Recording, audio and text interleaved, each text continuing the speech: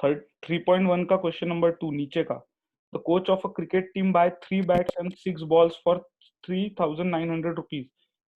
मुझे सिर्फ पहले ये बताओ इसमें क्या एज्यूम करोगे तुम, काय की प्राइस एज्यूम करोगे? तो तुम लिखोगे लेट, क्या लिखोगे? Let's assume the cost of one bat is x rupees for example, और कॉस्ट ऑफ बॉल क्या आएगा? कॉस्ट ऑफ बॉल क्या आएगा? Y rupees. तो पहला इक्वेशन क्या बनेगा? 3 बैट और 6 बॉल 3,900 रुपीज में आप खरीद सकते हो। तो पहला आंसर आएगा 3x, पर ऊपर लिखना जरूरी है, बोला एक्स क्या है और वाई क्या है। 6y is equal to 3,900। दूसरा क्या आएगा बताओ? देखने दो मेरे को, लिख रहे क्या तुम लोग आंसर? दूसरे का क्या लिखा?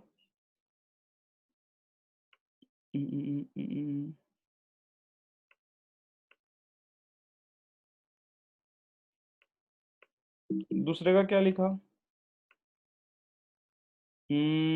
बराबर लिख रहे सब लोग। ईशा, अथर्व, रुजुला, दिया बराबर लिख रहे। तो आपने लिखा होगा x प्लस, अरे x प्लस 2y कैसे? क्या x प्लस 3y ना दिया? गलती से लिखा क्या आपने? x plus 3y is equal to 1300 चाहिए। 3 बैट बोले ना, अदिला राइट, सुनील राइट। तो एक मिनट देखो, इधर देखो, ऐसा आना चाहिए।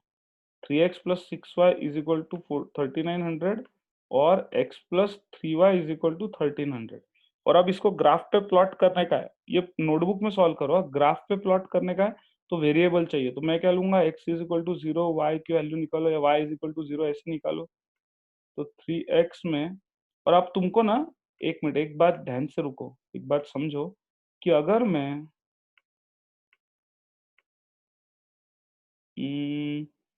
For example x equal to 0 लेता हूँ, तो मेरे y की वैल्यू क्या आएंगे? एक मिनट, 3,900। तो y की वैल्यू क्या आने वाली है? 3,900, सॉरी 3,900 अपॉन 6, क्योंकि x मैंने 0 पकड़ा तो 3x 0 हो गया। तो y की वैल्यू क्या आएगी? 3,900 अपॉन 6, और फिर इसको 3 से रिड्यूस करो, 13 3 जा 0 0, 3 2 जा, और फिर इसको और रिड्यूस किया तो 650, 650 आई वाई की वैल्यू। तो पहला पॉइंट बनता है आपका 0,650। और मेरी बात ध्यान से सुनो, अब ये 650 है तो तुम क्या 1 2 प्लॉट करोगे क्या ग्राफ पे? बिल्कुल नहीं। चपड़गंज के जैसा गधेगंज बना मत करना। 1 2 3 4 थोड़ी करोगे, 5 6 थोड़ी करोगे। कैसे करना? 100 200 300 400 500। ग्राफ पे पॉइंट, ये पॉइंट पे बेस्ड रहते हैं बोला।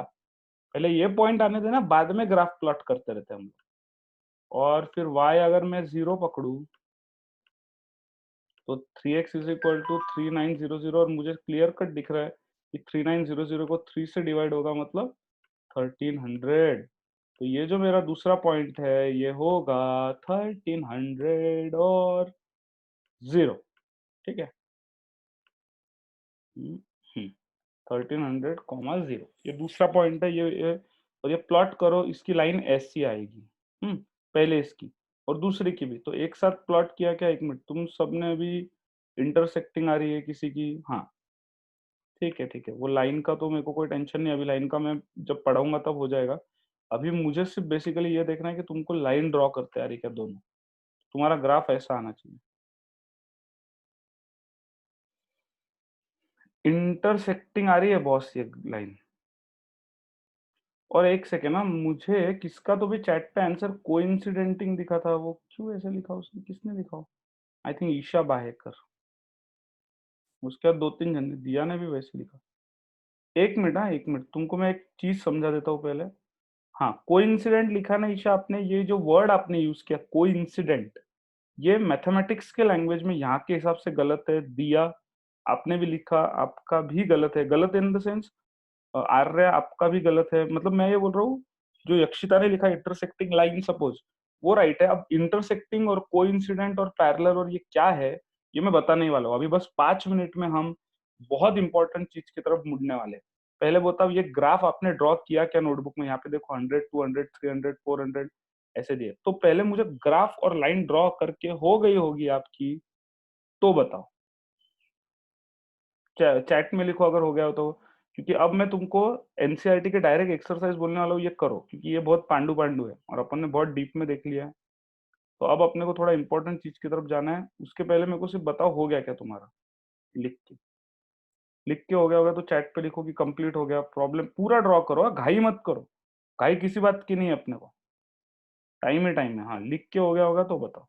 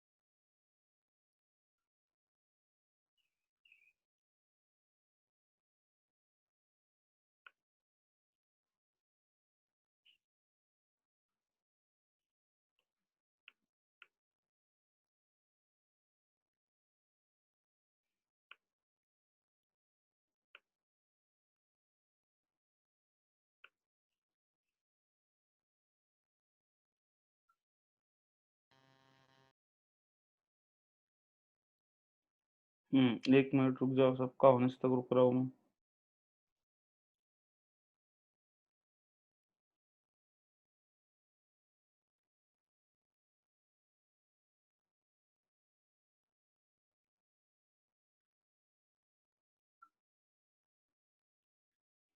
और बुक भी ढूंढ रहा हूँ ऑनलाइन, ताकि एनसीईआरटी की बुक ओपन कर सकूं और आपको डायरेक्टली बुक से भी बता सकूं।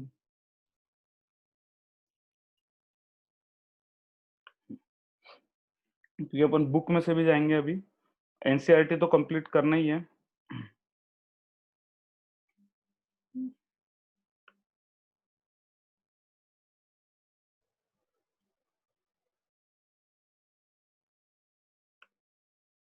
तब तक आई एक्सपेक्ट कि सबने लिख दिया होगा चैट पे डन डन डन। ओके।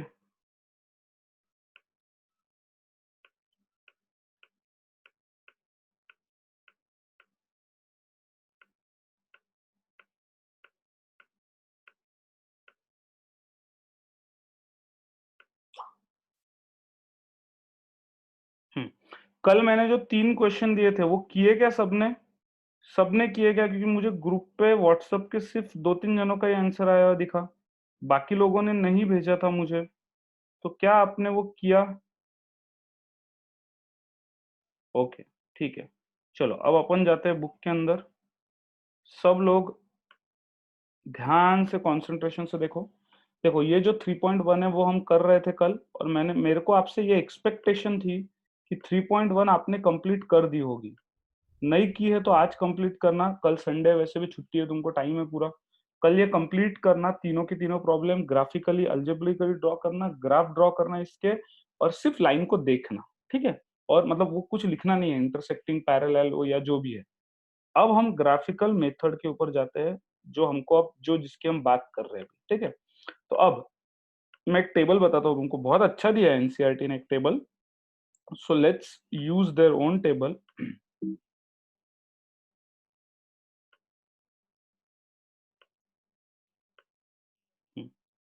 अभी क्या करना है आपको पता है क्या? सपोज 2 लाइन आप एक ग्राफ पे ड्रॉ कर रहे हो। मुझे एक बात बताओ, 2 लाइन एक ग्राफ पे ड्रॉ कर रहे हो मतलब कैसे? तो एक सेकेंड ना। हम्म, अब सपोज इमेजिन करो बच्चों, ये एक ग्राफ है, ये वाई एक्सिस है, ये एक्स एक्सिस है। इसमें आपको क्या लगता है दुनिया में कितनी, अगर आप 2 लाइन ड्रॉ करो, सुन लो मेरी बात। अगर 2 लाइन ड्रॉ करो, सपोज मेरी ये एक रेड कलर की एक लाइन है। हम्म और दूसरी फॉर एग्जांपल ये लाइन है। आप आपको पता है ये एरो का मतलब क्या है? ये एरो का मतलब क्या है? कि भाई मैं तो आगे तक भागने वाला हूँ जब तक तुम्हारा प्लेन है वहां तक। तो ये लाइन है, ये इनफाइनाइट है दोनों जगह, इधर से ये इनफाइनाइट है, इधर से ये इनफाइनाइट है, ये इधर से इनफाइनाइट है। तुम्हारी नोटबुक छोटी रहती है इसलिए तुम इतना ही निकाल दो, ये हर जगह भागने वाले। वैसे ही ये लाइन जो रहती है ना, ये भी इनफाइनाइट रहती है, ये कहीं ये भी भागने वाली रहती है, ये भी भागने वाली रहती है। तो तुम एक बार एक बात सोच के देखो कि ये जो लाइन भाग रहे हैं, ये जो लाइन रास्ते में भाग रहे हैं, तो इसमें 3 ही पॉसिबल केसेस है। 3 पॉसिबल केसेस यानी क्या है पता है क्या? मैं ये इसलिए समझा रहा हूँ कि इसके अलावा कुछ और हो ही नहीं सकता, ये मुझे बताना है तुमको। जैसे अब ये तुम्हारा y एक्सिस, ये तुम्हारा x एक्सिस, फिर से ये तुम्हारा y एक्सिस, ये तुम्हारा x एक्सिस, ये तुम्हारा y एक्सिस, ये तुम्हारा x एक्सिस। अब ध्यान से सुनो मैं क्या समझा रहा हूँ। ज्यादा से ज्यादा क्या हो सकता मालूम है क्या? ज्यादा से ज्यादा क्या हो सकता? ये एक लाइन है ना ऐसी, ये एक लाइन है, ठीक है? ये ये और एक दूसरी लाइन है। तो दूसरी लाइन और पहली लाइन कभी ना कभी एक दूसरे को आगे जाके मिलेंगे। ये पहली पॉसिबिलिटी है। पहली पॉसिबिलिटी है मतलब वो दोनों लाइन एक दूसरे को जाके एक जगह पे मिलेंगे। ये एक केस 1 है पॉसिबिलिटी। एक बार ऐसे हो सकता है कि वो एक दूसरे को मिले ही ना। पर अगर वो एक दूसरे को कभी नहीं मिलेंगे तो वो लाइन कैसी होनी चाहिए? तुमको क्या लगता है कैसी लाइन होनी चाहिए वो? कैसी लाइन हो सकती है जो कभी एक दूसरे को ना मिले? कभी ना मिले वाली लाइन को हम क्या बोलते हैं? एक ऐसे लोग जो एक दूसरे को कभी मिलते ही नहीं, उनको हम क्या बोलते हैं कि भाई ना मैं तेरे अंदर टांग अड़ा रहा हूँ, ना तू मेरे रिकामे कामों में टांग अड़ा। तो ये लाइन रहती है पैरेलल। ये एक दूसरे को कभी नहीं मिलती। क्यों नहीं मिलती है एक दूसरे को? क्योंकि ये लाइन पैरेलल है। हम्म। तो ये है दूसरी केस। मेरे को बोलना था इस मैं जो तुमको केसेस बताऊंगा 3, इसके अलावा तुम मेरे को बताओ कि और कौन सी पॉसिबल है एक आधी केस। हम्म। ये दूसरी केस है कि जहाँ पे वो लाइन एक दूसरे को टच ही ना करे, टच ही ना करे, क्योंकि भाई वो एक दूसरे के दूर दूर से भाग रही है। और तीसरी पॉसिबिलिटी क्या है मालूम है क्या? तीसरी पॉसिबिलिटी क्या है? तो ये एक लाइन है और इसी के ऊपर और एक लाइन है, सेम टू सेम। ये तीसरी पॉसिबिलिटी है। ये तीसरी पॉसिबिलिटी के अलावा और हमारे पास में कोई कंडीशन है क्या? मैं चाहता हूं कि तुम सोचो कि इसके अलावा भी कुछ हो सकता है क्या? किसी को ऐसा डाउट आया क्या किसी के दिमाग में? सर ऐसी भी तो हो सकता है कि 2 लाइन आप ग्राफ पे ड्रॉ कर रहे हो फॉर एग्जांपल, हाँ? ये आपका ग्राफ है। तो सर एक लाइन इधर हो, एक लाइन इधर मस्त मौला की जैसी इधर हो और दूसरी लाइन अपने मौज में इधर मजा कर रही हो। ये किसको लगा कि सर ये चौथी पॉसिबिलिटी जो एक दूसरे को मिले ही ना, वो एक दूसरे को मिले ही ना, ऐसा हो सकता है क्या? क्या लगता है तुमको ऐसा हो सकता है क्या? नहीं हो सकता। उसका रीजन क्या है मालूम है क्या? सुनो, भले ही अभी ये एक दूसरे को नहीं मिल रहा है क्योंकि लाइन अपने आधी ड्रॉ की है, पर हो सकता है नहीं होता ही है। लाइन का मतलब है ये ऐसे आगे बढ़ने वाली, ये आगे बढ़ने वाली, ये आगे बढ़ने वाली और ये फिर से कन्वर्ट होगा पहले केस में। यहाँ पे नहीं तो कहीं आगे जाके मिलेगी। तो इसलिए वो तो केस है ही नहीं कि वो मिल ही नहीं रहे वाली केस ये वाली है, सेकंड वाली केस। तो अब ये जो 3 केस है इसके अलावा अगर किसी के पास कोई पॉसिबल केस है तो ज़रूर मुझे चैट सिस्टम में लिखना। If we extend them they will intersect. Correct, correct. तुम सब लोग सही लिख रहे हो। अब वक़्त आ गया है इनको नाम देने का। ये 3 बच्चे हुए हैं अपने घर में। अब ये तीनों बच्चों को अपन उनके प्रॉपर्टी के हिसाब से नाम देंगे। हर एक में जो गुणधर्म दिख रहा है उसको अपन नाम देते चलेंगे, ठीक है? तो ये जो पहला बच्चा है, ये क्या है बेचारे, मतलब ये जुड़वा बच्चे ट्विन्स। ये एक मेक के बगैर रह नहीं सकते।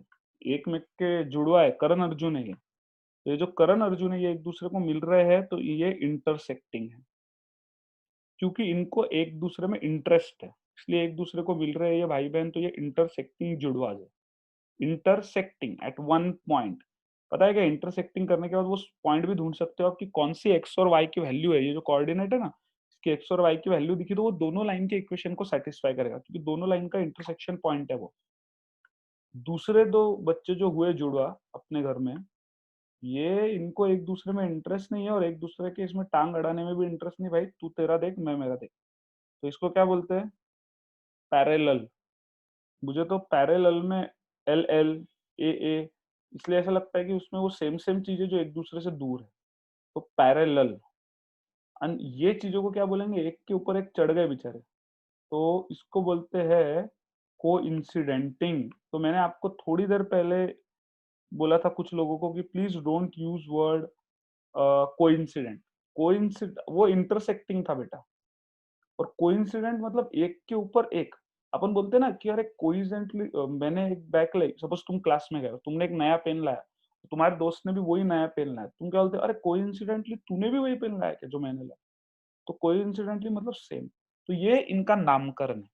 पहला इंटरसेक्टिंग, दूसरा पैरेलल, तीसरा कोइंसिडेंट।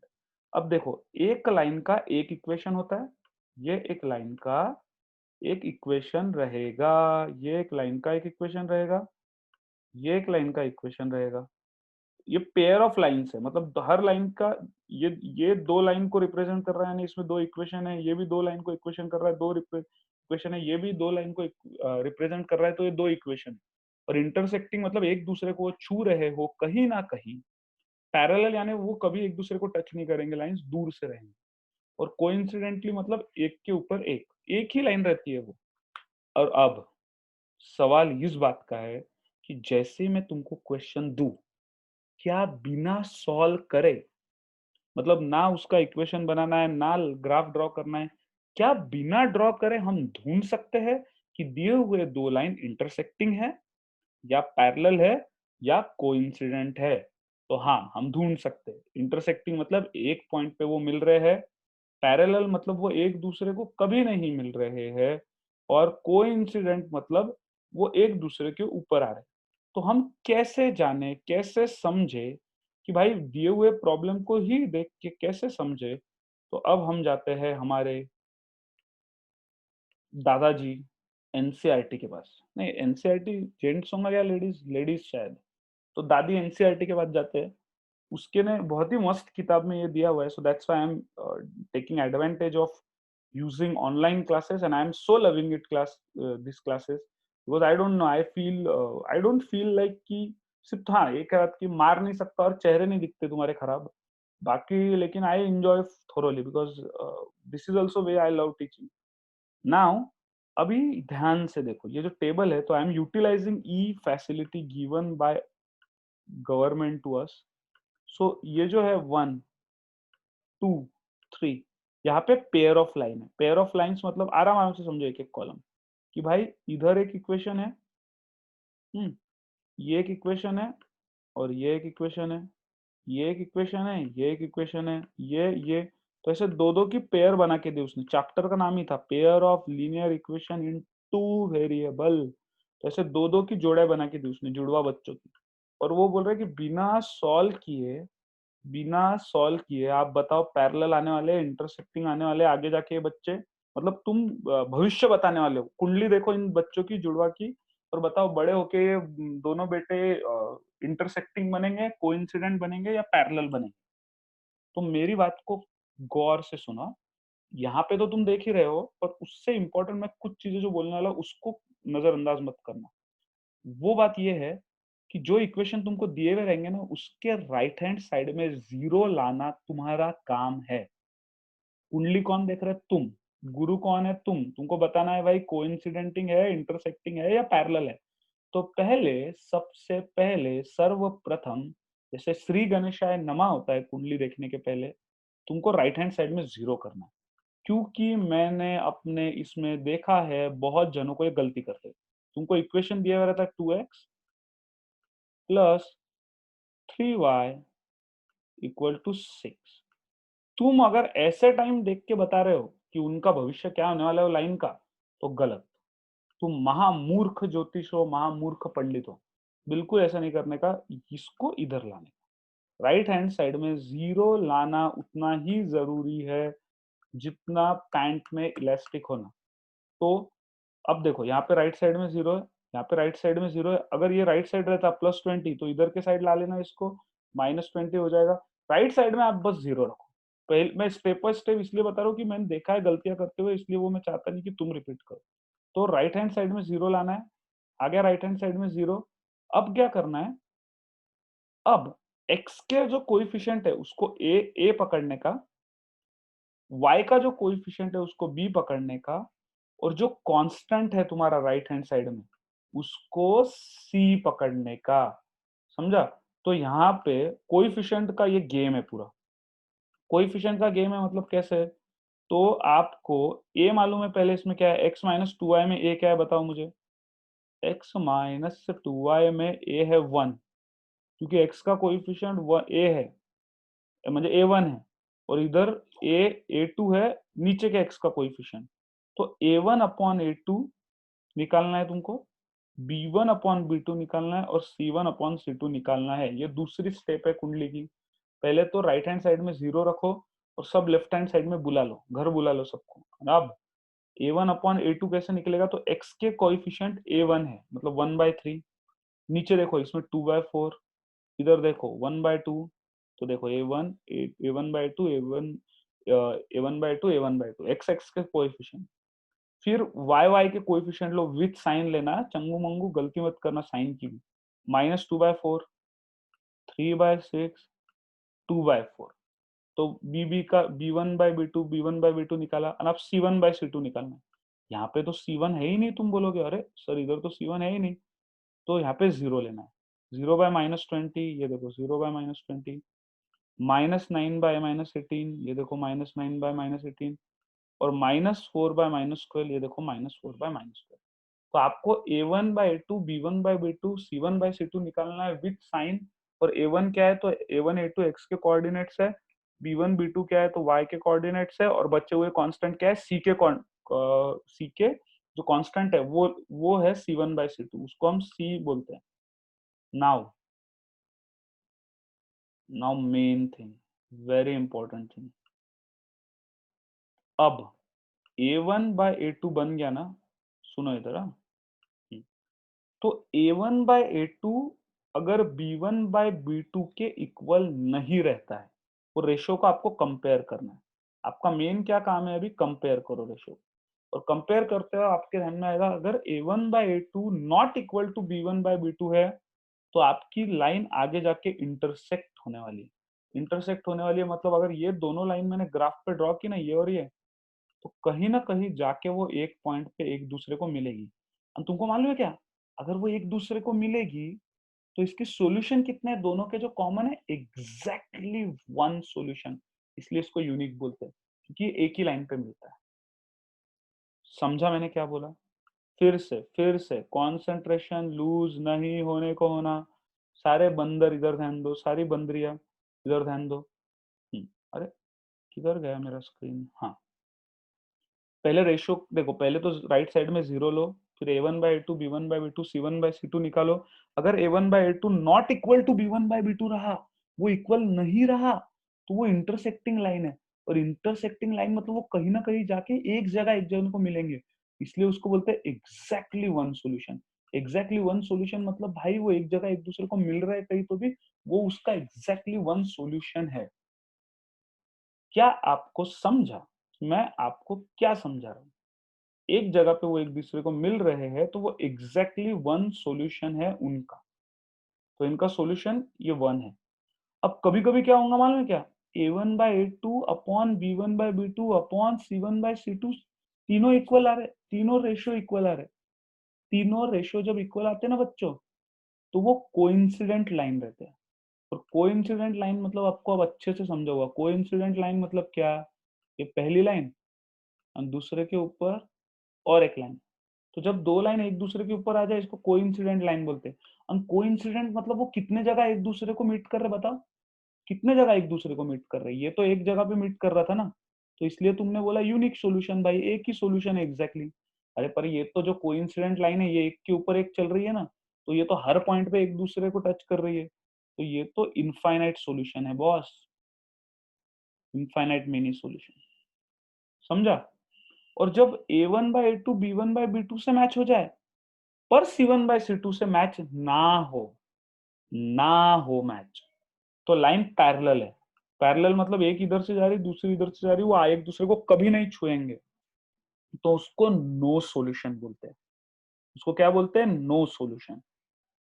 नो सॉल्यूशन क्यों? क्योंकि वो एक दूसरे को एक भी जगह पे मिल रहे नहीं ना, तो फिर कहां से सॉल्यूशन? कौन सा सेम सॉल्यूशन निकलेगा एक्स और पाई की वैल्यू जो सबको सेटिस्फाई करेगा? No solution. एक दूसरे के ऊपर चल रहे हो तो इनफाइनाइट सॉल्यूशन बॉस, और एक जगह मिल रहे हो इंटरसेक्टिंग तो वन सॉल्यूशन। अब पहचानना कैसे? अब फोकस दो, पहचानना कैसे है उस पे, कंफ्यूजन नहीं है, बहुत आसान है। ये जो सॉल्यूशन है ये तो आप इजीली पहचान सकते हो, 1 है 2 है, क्योंकि देखो इंटरसेक्टिंग लाइन है तो वन सॉल्यूशन, एक दूसरे के ऊपर चढ़ के भाग रहे हैं तो मेनी सॉल्यूशन, एक दूसरे को टच नहीं कर रहे तो नो सॉल्यूशन, पैरेलल ही नहीं है, पैरेलल है ना।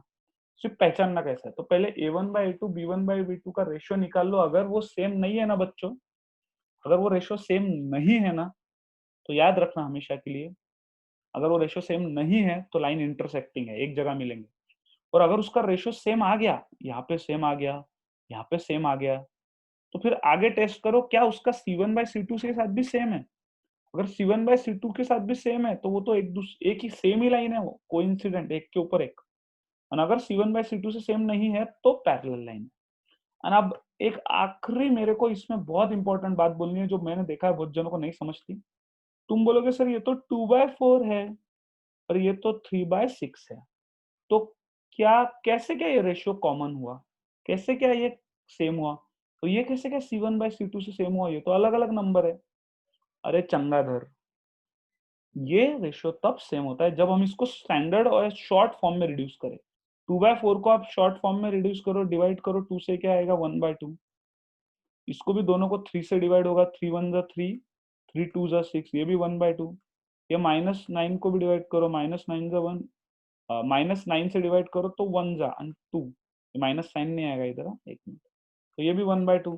तो रेशियो यानी वो उसका रिड्यूस वैल्यू है, 1/2 1/2 1/2, तो रिड्यूस वैल्यू में वो सेम है। तो जब तीनों सेम हो ना तो पैरेलल लाइन है, एक दूसरे के ऊपर एक ही लाइन है एक्चुअली, कोइंसिडेंट मतलब।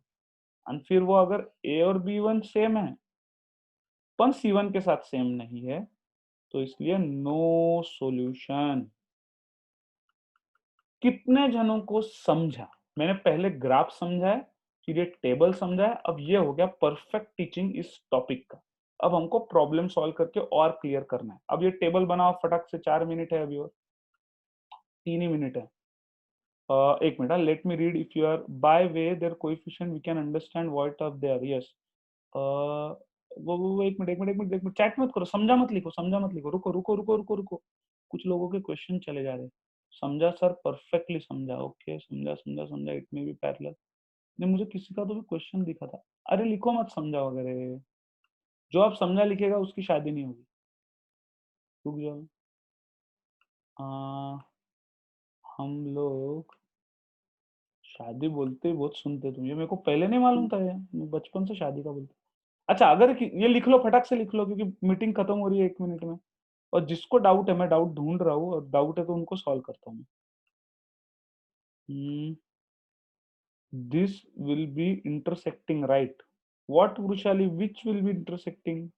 आप सिखाते टाइम बीच में लिखा होगा शायद आपने। By their coefficient we can understand of what type they are. Yes yes yes. Doubt, हाँ।